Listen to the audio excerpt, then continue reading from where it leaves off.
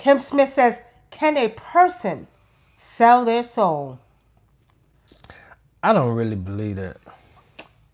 Um, I don't believe they can sell their soul either. And as a matter of fact, they can't. They can invite things into their soul though, like the devil.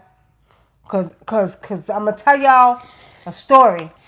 Now, Kim, there's a story. I remember my father.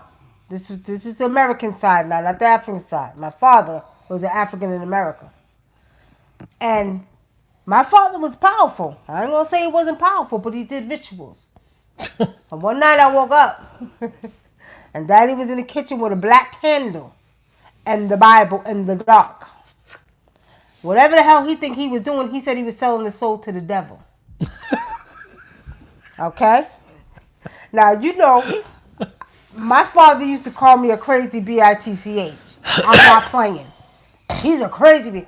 I said, what are you doing? What the hell are you doing? Well, I'm selling my soul to the devil to get me some money. I said, not in my goddamn house with my kids. You better take that shit out of here, right? Um, so Daddy, hold on. So Daddy, I'm telling you like this, has some power now. But I had to counteract that shit, right? Not in this house. You can't do that, goddammit. About a week later, real story, y'all. We was getting ready to move. He left. My father ended up leaving. He ended up coming down south with one of my cousins in Augusta, Georgia. So we were leaving. And I was packing up to move because we were transitioning to Georgia. And I had a long, you know, the 8 table glass tables back then, a real square one, long one. And my father, he left. So that day, I'm gonna tell y'all like this, it's crazy. He left. It was a week later, so we packing up to move. And my daughters, they were young at this time. They was like 11, 10 years old, and I had the other two, my sister's kids, and we packing up the table. My daughter, the table was really heavy, so she couldn't hold the table. So the table fell on her end, but it cracked all the way up to my hand. And I had 22 stitches in this hand. So I had to drive myself to the hospital. And then at the other time, my 10-year-old daughter, she tried to help me with the wheel. She driving, right? I mean, the one when they was 10, because they're 31 and 33 now. So we drive into the hospital. I get stitches. And that wasn't the only thing. I said, something not right. This man done conjured up the goddamn devil in the house. Right? So I went back home, got the stitches, finished packing, getting ready to go. Woke up that morning. It was about 4 o'clock in the morning. All kind of big ass termites were coming from the floor, under the floor. I'm like, where the fuck are all these termites coming from, right? And I'm not exaggerating. Y'all know the big flies? Now, anytime y'all see those big giant flies, the devil is around you. Them demons is around you. So I'm seeing the termites coming out the floor, and then I'm looking on the window, and I'm not exaggerating. There had to be 100 of them big ass flies on the window.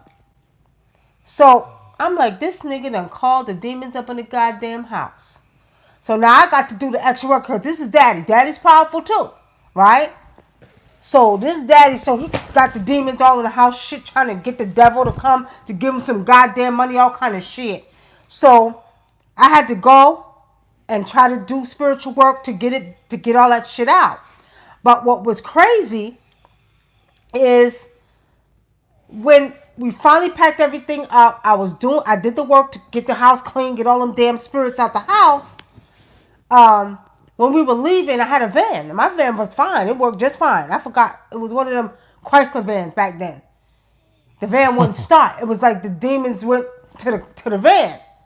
I was like, God damn it. Because I let Daddy drive my van too. So his goddamn demon ass calling up the demons to get some goddamn money in the house, burning black candles and reading out the Psalms and shit.